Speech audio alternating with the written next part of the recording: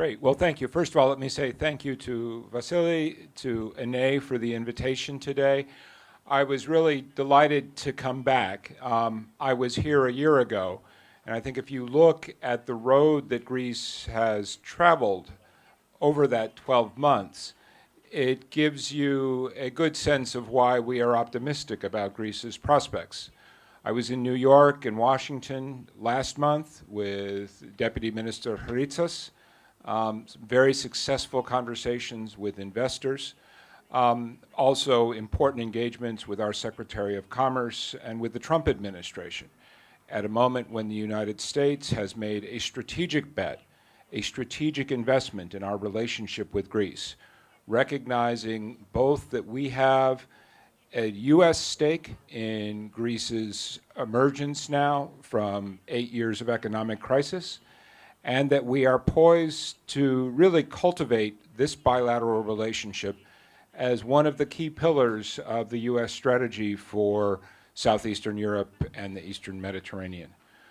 So we have made a very strong commitment to working with the government to see that 2018 really is the year when Greece successfully emerges from the crisis and gets on a trajectory to sustainable growth.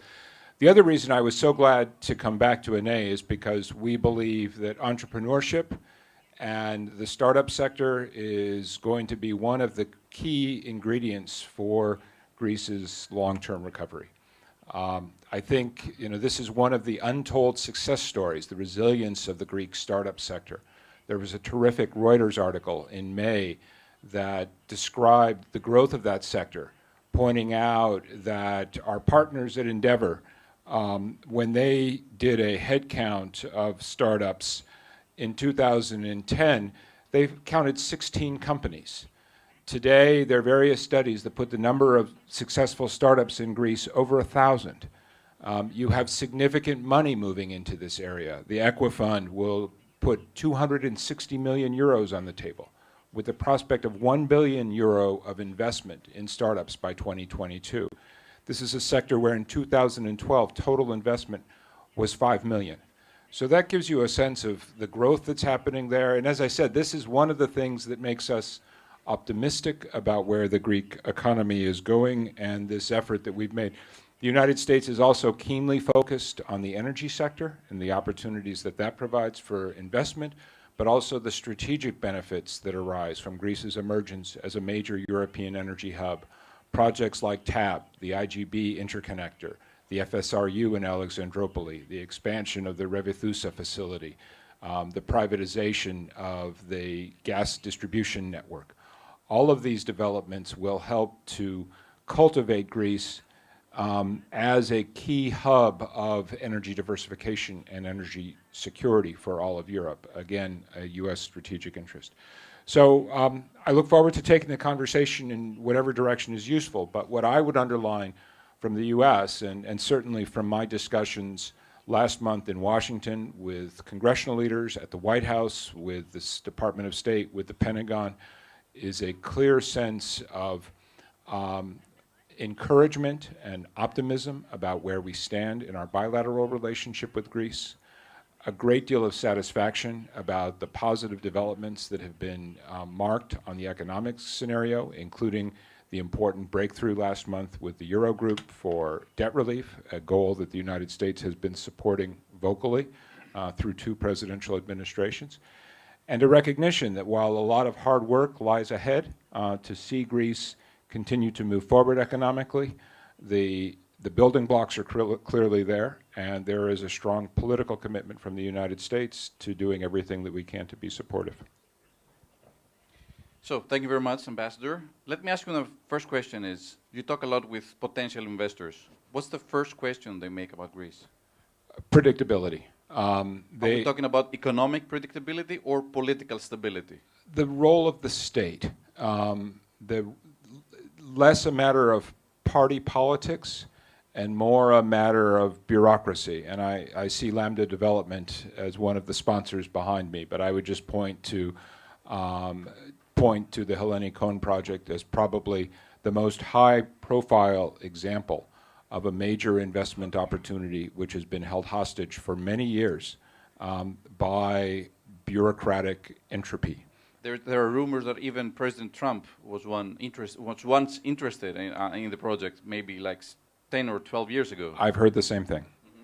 Have you asked him about it? All right, let's stay on the issue though. Predictability. What's your answer to potential investors on that? So my answer is twofold. One, that Greece represents a tremendous opportunity. If you look at Greece's endowment of natural resources, its very strong human capital, and the fact that over the 2 years of my tenure here, clearly some of the uncertainty factors have been removed from the picture. When I arrived in the summer of 2016, people were worried about Brexit. They were worried about the government's ability to hit the targets that were established by the Troika for conditionality, and they were worried about the stability of the financial system, the real risk that one of the systemic banks would fail. Those risks have now been removed. Greece is about to exit the third bailout. The banks have successfully passed their stress tests. So, and you see in Greek public opinion data a clear swing back in favor of Greece's status as a strong member of the Eurozone. So on that score, elements of uncertainty have been removed. But the uncertainty that remains relates to the creation of a genuinely investment-friendly environment.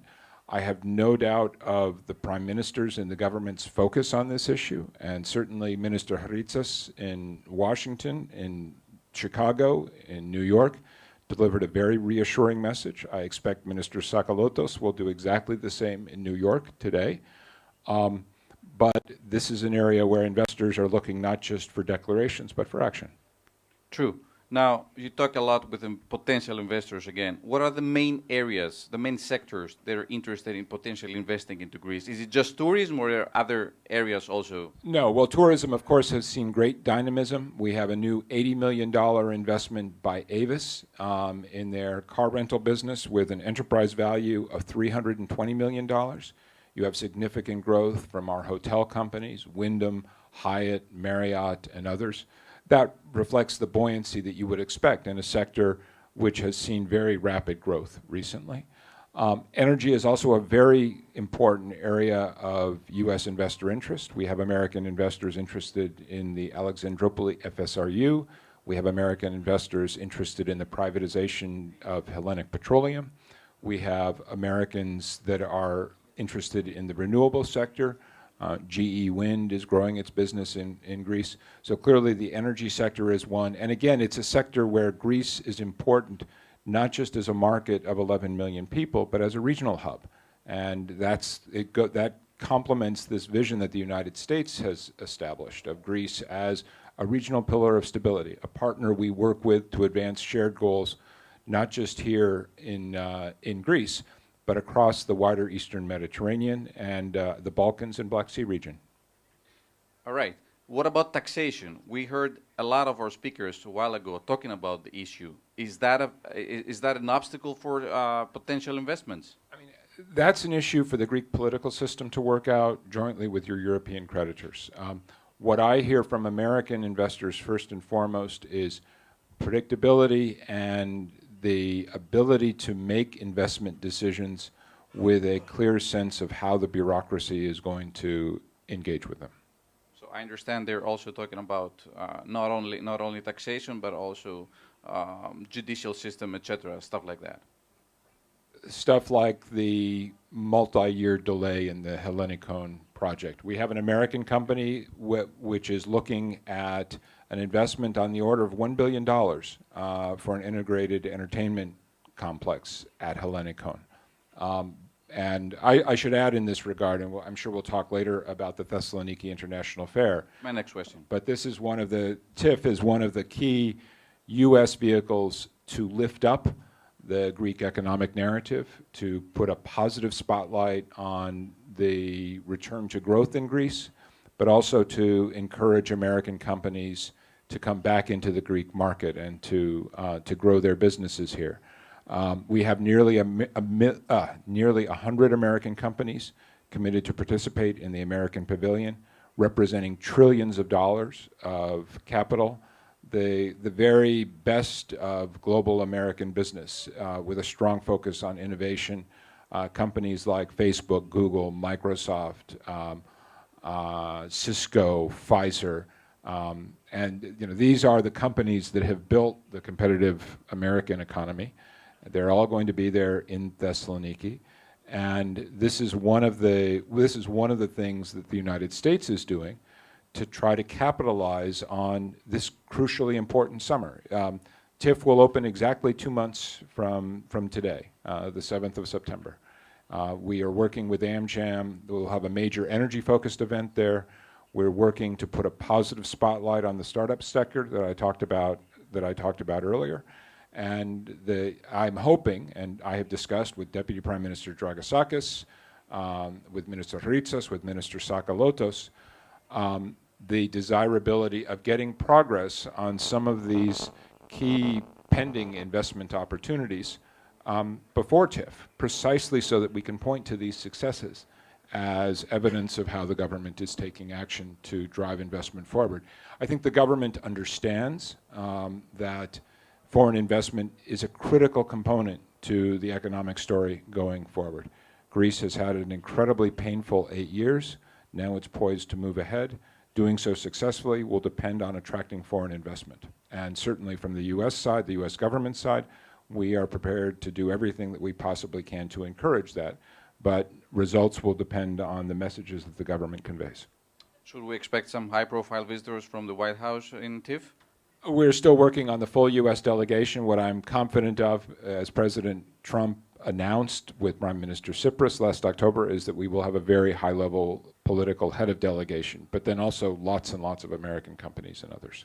All right, we'll look forward on that. Now, let me shift a little bit the discussion on the geopolitical side. As an American ambassador, I'm sure you've been following closely all recent developments. Let me shift the discussion a little bit on the Macedonian issue.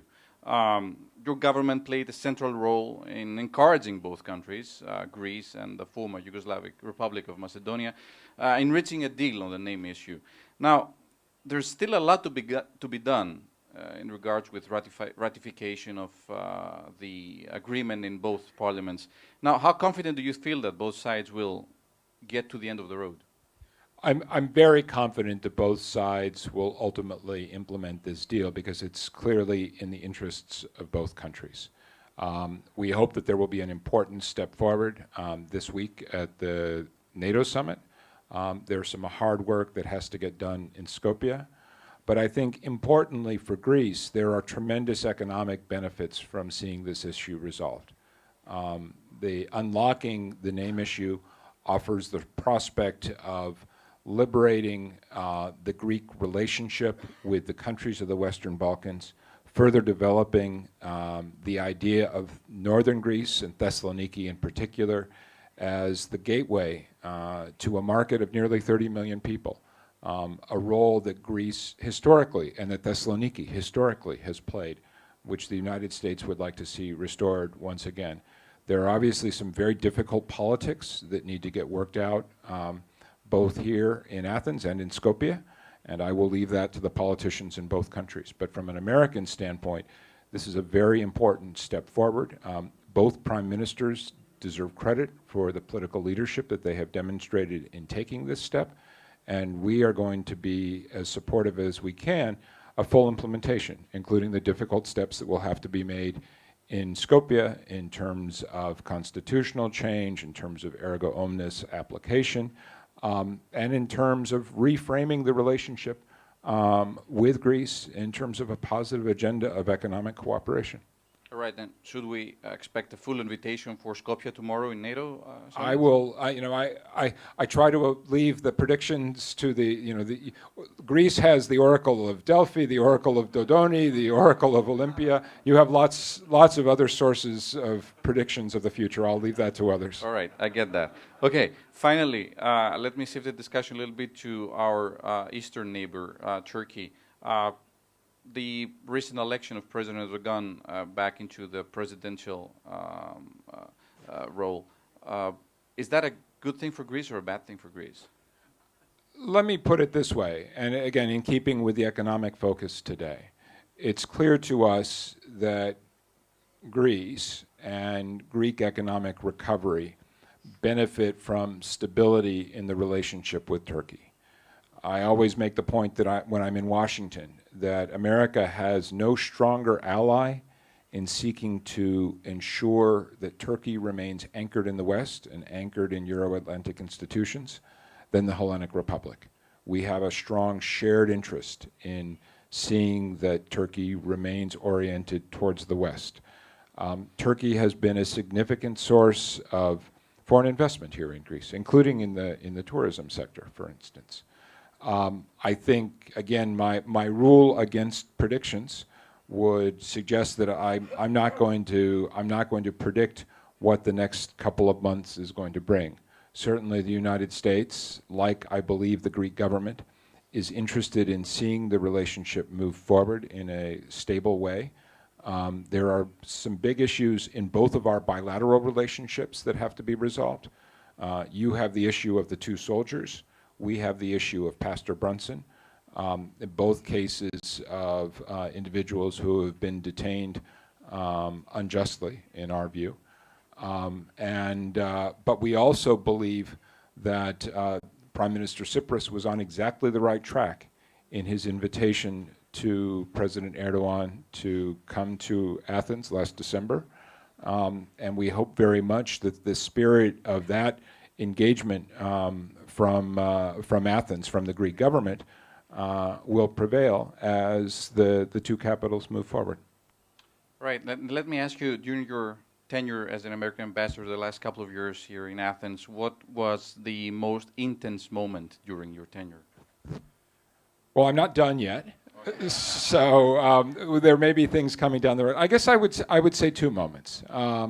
One would be the visit of Prime Minister Tsipras to the White House, to the Oval Office last October. There is no greater honor that our government can bestow, and I think everybody who engaged with the Prime Minister around that visit was impressed by the way he presented himself, by the message he conveyed of support for our alliance, commitment to our strong defense and law enforcement security relationship, and also the sense of economic opportunities. And it was important that we started that visit in Chicago, including a visit that the Prime Minister made to the 1871 startup incubator. And I think that's those kind of entrepreneurial energies are what is going to drive the Greek economy forward over the long term, and unlocking those energies is the key challenge for the months and years ahead.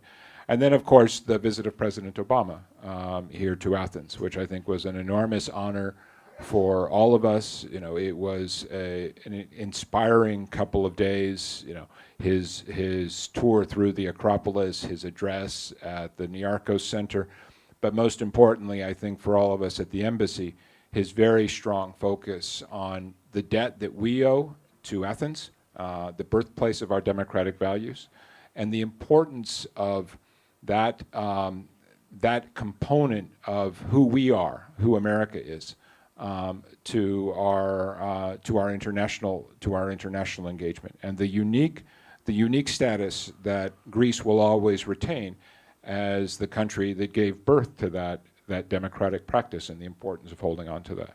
So both were two very different presidents. I don't need to tell you that.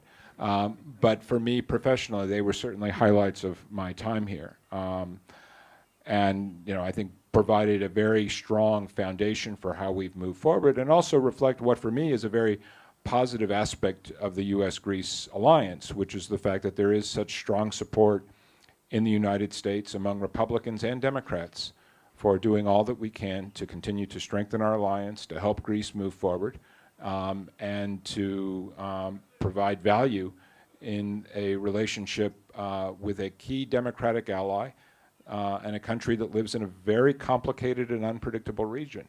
And a Greece which has proven itself time and again over the decades as one of our firmest allies, and a country that has now, after 8 long, difficult years, finally begun to turn the corner, and where we have a strong interest in Greece continuing to succeed in that path. As you said, you still have another year.